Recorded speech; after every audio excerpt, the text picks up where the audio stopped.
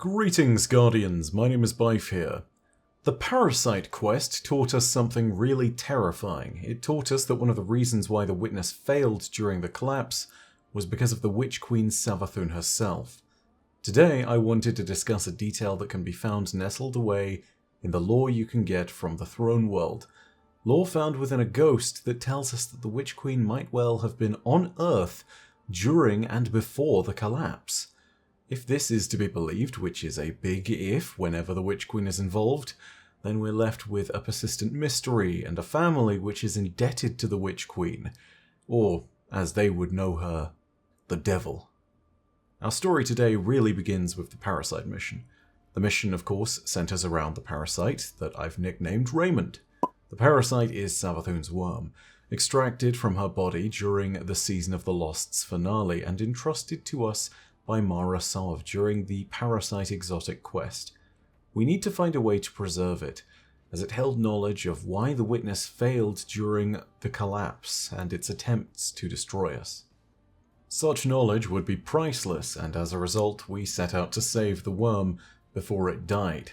What it revealed to us by the end of the quest, when we had contained it within the Parasite weapon itself, as opposed to, well, Mara, which is what it had anticipated, well, it told us just a little bit of what we needed to know. Take a listen. Truth you seek. Humanity's collapse. Even the Witness deceived. The Witch Queen did its bidding, earned its trust, rode alongside to apocalypse, watched many burn. But the Witness turned a violent gaze to Traveler. Witch Queen projected lies, clever deceptions wrapped in shadow. Tides turned, Witness sent away, back amongst the stars. Are you saying Savathun deceived the Witness? Is she the reason humanity survived? Not the reason. A reason. Not for humanity, but for Traveler. My promise delivered. Will say no more. Ever. So Savathun was there at the collapse and saw the reason why the Witness failed. She was a part of that failure and was clearly plotting her moves against it for a long time before she ended up taking the light. With all of that said, our investigations into the Throne World and its lore would eventually yield yet more discoveries on this moment, and it's here that we need to talk about the Fundament Shell. Now, I'll be completely honest, I can't remember how I got this, but if I'm remembering it correctly, you get it by completing the Chief Investigator Triumph. Again, I can't remember if that's the case. I think you need to obtain 350 Triumph score from discovering the secrets of Savathun's Throne World, and that can be done, I believe, by closing Darkness Rifts, collecting Lucent Moths, and completing the Hidden Investigation Board quests too. When you do have enough Triumph score, assuming I've got that part right, you can pick up this ghost for yourself, and it has one of the most intriguing lore tabs in the entire expansion. You see, not only does it imply that Savathun was in our system during the collapse, but also that she was in our system and on Earth during the Golden Age, and that she interacted with humanity in some way. Take a listen to this lore from the Fundament Shell, and maybe we'll get a better insight. Gather round, young'uns. No automat for supper, no noodles. Tonight is something special. Corn pone and chitlins. This here's history on a plate. Now don't give me that look before you even taste it. If the world's fixin' to end again, it's time you had a meal from our family's past while you hear about it. About how the Rigby clan survived the last time the world went dark. Now the Rigbys, we didn't always squat on the edge of the city. A long time back, we came out of a place that was old and wet, hotter than the fires of perdition, so your grandma's grandma and her pappy before her have said. It was also a place where the devil roamed, giving folk their heart's desire. And I know that last part to be true because your ancestor, Sean Rigby was his name, he came to a crossroad one midnight, drunk and feeling the fool, and he saw her, standing there, checking the time and looking cool as no other in the sweltering August heat. tall as cottonwood in bloom, and wearing a smile across her lips that stopped short of her eyes. Some say the devil is a man with a pointy beard. Others say the devil's a terrifying beast with claws and a tail. But Sean, he knew right then. The devil was a lady. The devil bent down close to him, setting her eyes on his wayward soul. Her voice was honeysuckle sweet as she said, "I know you, Sean Rigby. I've seen you sweat and sob for a scrap of land you can't even rightly say is your own. I've seen your family fight to save a name that's more precious to you than gold. Well, there is a reckoning coming, Sean Rigby. One that will wipe all lands and all names, high and low, clean from this earth. I alone can whistle up the way to protect one of these things you hold dear, if your family will owe me a debt." Old Sean was already a sinner, but a man with nothing will fight to keep what little he has. He figured that alive and in the devil's pocket was better than dead, so he shook her hand. The devil opened her eyes, 1, 2, 3, and pointed him to the last star in the sky, far to the south. She said, "That's your star, Sean Rigby. Follow it each night, when it's the last star hanging low, and sing to it. You sing Alakruk Nam Shunam Ek Ur until you call that star down to earth. You do that, and your family will endure." The Rigbys did as they were told and walked south. Each night they sang, and each night their star sat lower and lower. And when it finally fell, they were safe beneath the Traveller. But now, children, I give you the same dire warning that's been handed down to me. The devil hasn't come back yet to take what's hers. Not from Sean, or any other Rigby what survived him. But a debt's a debt. So you learn and remember that song, children, and steer clear of crossroads once the sun sets. What I would have done to be a fly on the wall when that conversation went down. We now have a slew of new information about the Hive incursion on Earth, one that we can all but confirm from this rumor, and we now have a whole host of questions that we need to either answer or at very least try to address. So let's start with the big things that we do know first. We know that Sean Rigby interacted with some kind of hive. The assumption is that it was Savathun, given the parasite revealing to us that she was here in the system prior, but we don't know that it was Savathun explicitly.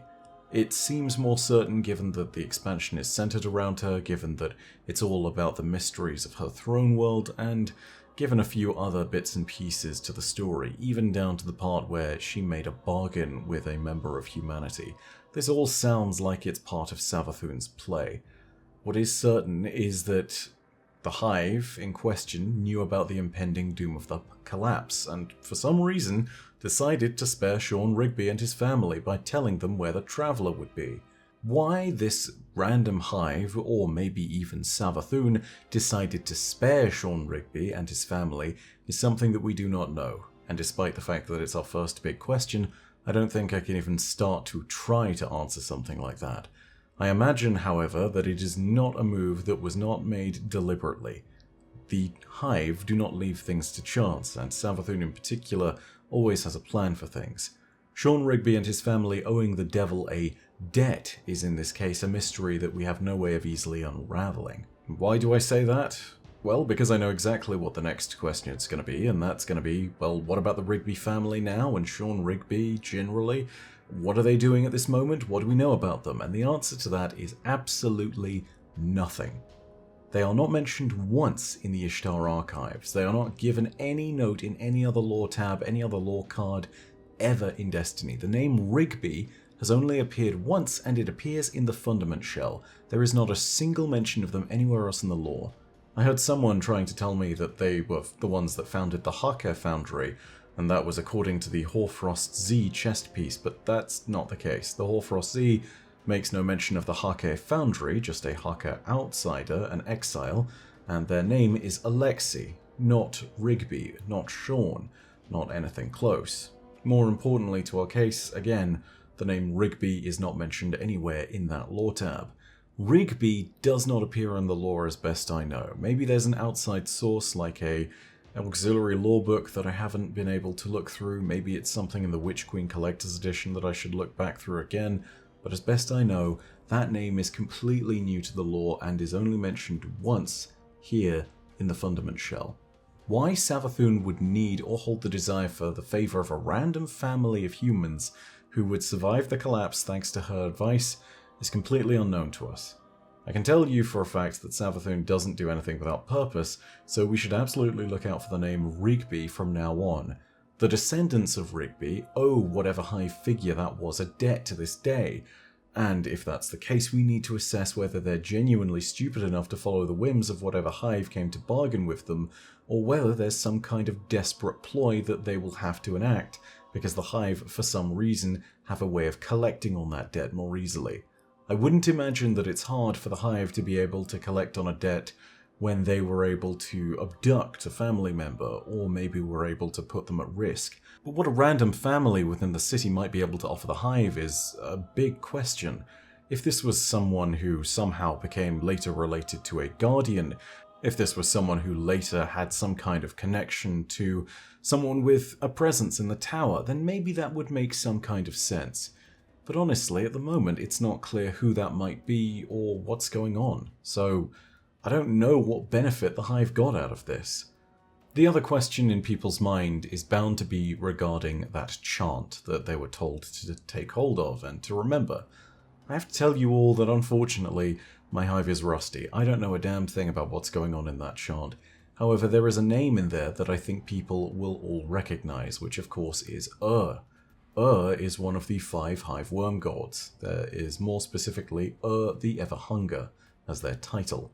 I don't know what we can interpret from that, but it might be something relevant in one manner or another, and do remember that is one of the 3 worm gods that still lives, along with Ire and Yul, so maybe there is some kind of significant part to play there still.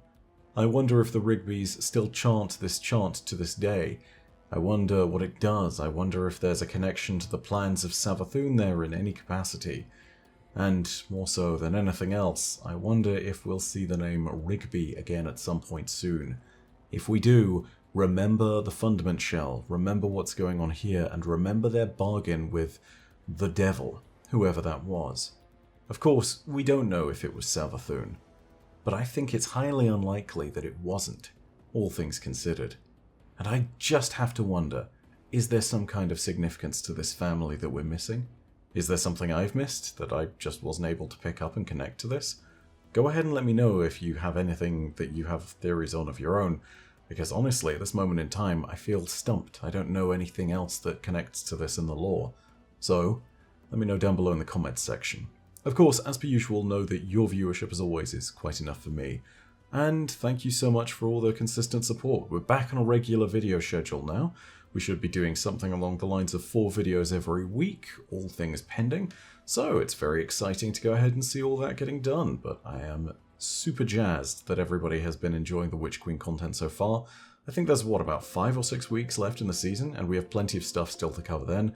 I've got a full schedule worked out for all of that, and we'll keep you covered, including times when we have moments at which I'm going to be able to take a week off, and Tea-Slape will be resuming. I'm very excited about all that. We actually did a Witch Queen Tea-Slape, and we're going to show that off to you guys. It's going to be great. Either way, enough of my wittering. As per usual, know that your viewership is quite enough for me, and that in the meantime, my name is Bife. Per audacia ad astra. I'll see you starside.